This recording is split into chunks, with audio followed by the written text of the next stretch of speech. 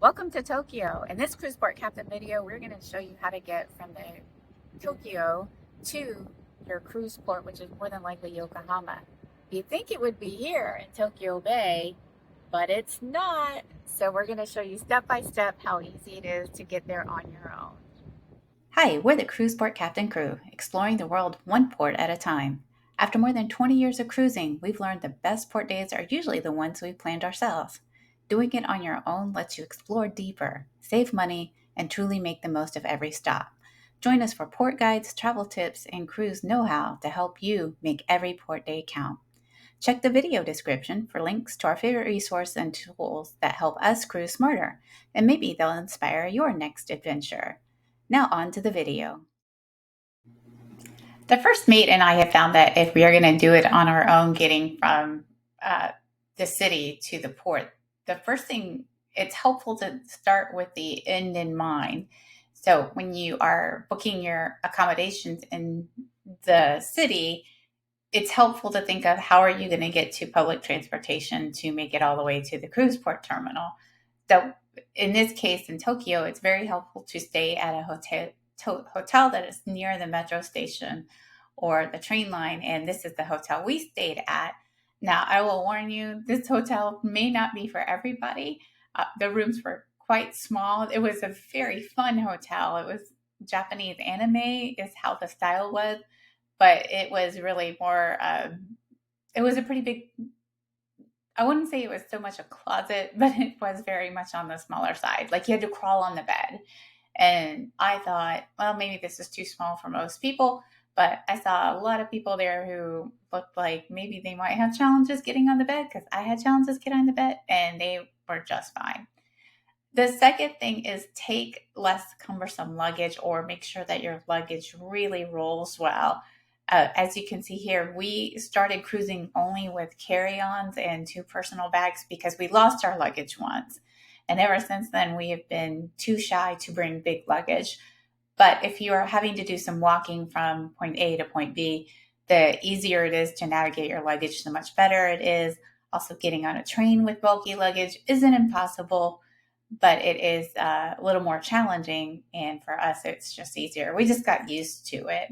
You want to wear good walking shoes, that helps as well. Now, I do see people do this in flip flops, but I can see my sandals there are pretty sturdy. And the first mate always wears tennis shoes. We found it's just helpful because you're, carrying luggage, you're going up and down stairs. And then our other tip on this is travel at less peak times. Certainly try to avoid rush hour if at all possible, because all metro stations are quite busy at that time. This gives you a sense of how close we were to the train station. And it says, according to Google Maps, we were only 8 minutes away by walking. We probably were even faster than that. So on the right is where the hotel was. And then we just made our way to the left to the train station. We started our train trip at the Hamasakazuko station. And you would think naturally you'd want to go to the Yokohama station, but you don't. That's not the one closest to the terminal. The one you want to go to the Kanai station. So that's one step further from Yokohama station, and that'll get you pretty close to the cruise terminal. But before you can get on the train, you obviously need to buy a train ticket. They are all electronic kiosks. I don't even think there was a person kiosk, maybe every in a bigger station. The electronic kiosks, though, they are in English as well, so you have an opportunity. When we were there, you could pick it at the top, English language. You purchase your tickets by putting in your final destination. The once it turns into English, it'll say like station destination, and you can hit that button and put the name in Kanai. You do want to pay with cash, so it's very helpful to have some cash with you. It's another one of those countries where the amounts seem like they're so high and they're not. So it was 490 yen per person. And when I made this video as of today, that was $3.25 per person, roughly.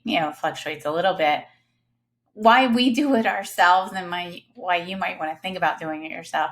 We were talking to somebody on the ship telling them that we did it by metro, And they told us they paid over $100 for a taxi from the airport to the cruise station, the cruise port terminal.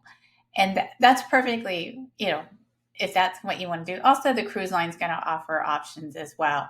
But as we know, the spirit of our channel is to give you options. So if you want to try to save some money and have some flexibility, this is it.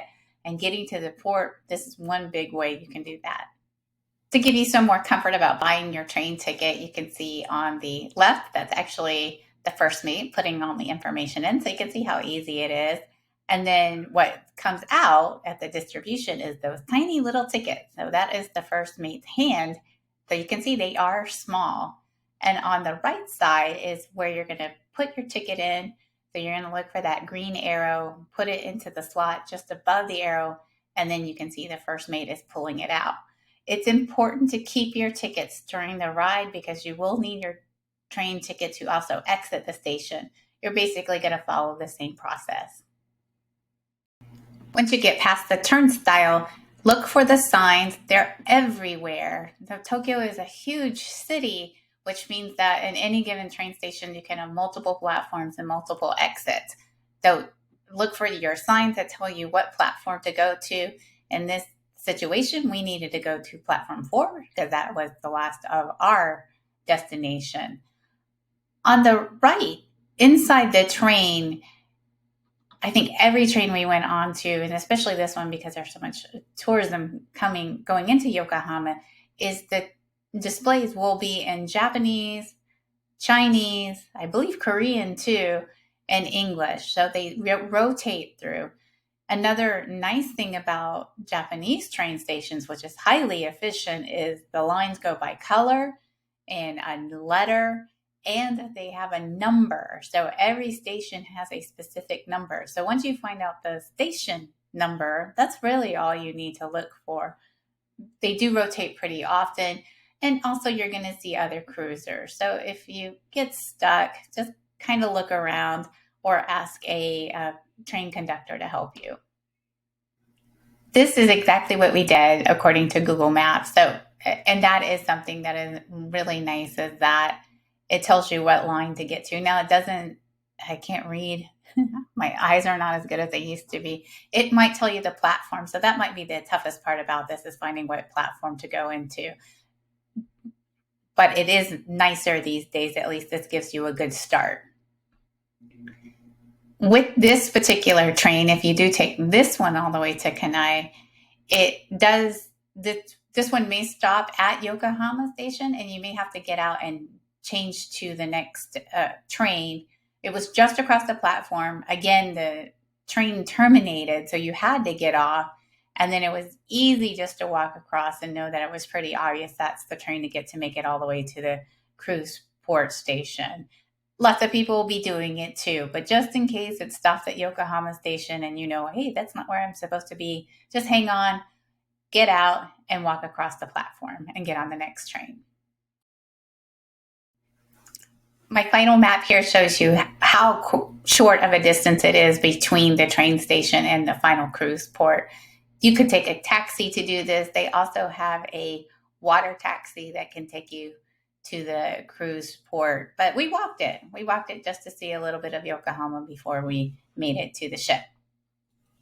And we made it. Here is what the cruise port terminal looks like. So you can see it's very obvious, which is nice. It's not a commercial port, easy to get on and off.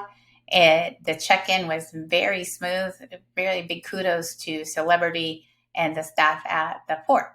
It was all electronic, took less than 10 minutes to get checked in. If you have time, I wouldn't discount Yokohama either. Sometimes the ports where the cruise ships are so small and there's just nothing to do. That's not the case here. Yokohama is Japan's second largest city, so there is plenty to do. We went early. We gave our luggage to the cruise terminal, and then we walked around. They have a fantastic boulevard, and they had the cup of noodle museum. That was the invention of the instant ramen noodle. Highly suggested. That was a pleasant surprise. We also went to a smaller museum, the first mate's in front of that, where it was a sunken North Korean ship. Tells you all the story about that last skirmish with North Korea. Ferris wheels seem to be very popular in Japan. They had that, an amusement park, and then they had this really nice waterfront that I'm standing in front of. But there was plenty to do in Yokohama, so you may want to just go a day early and hang out in Yokohama too. Thank you for watching all the way to the end. We do appreciate it, and we know that your time is precious, so that you spend any time with us is profound to us, and we know that is something and that is special. If you're going to Japan, please leave us a comment and see what your questions are or what you plan on doing. If you've been to Japan, leave a comment and let us know.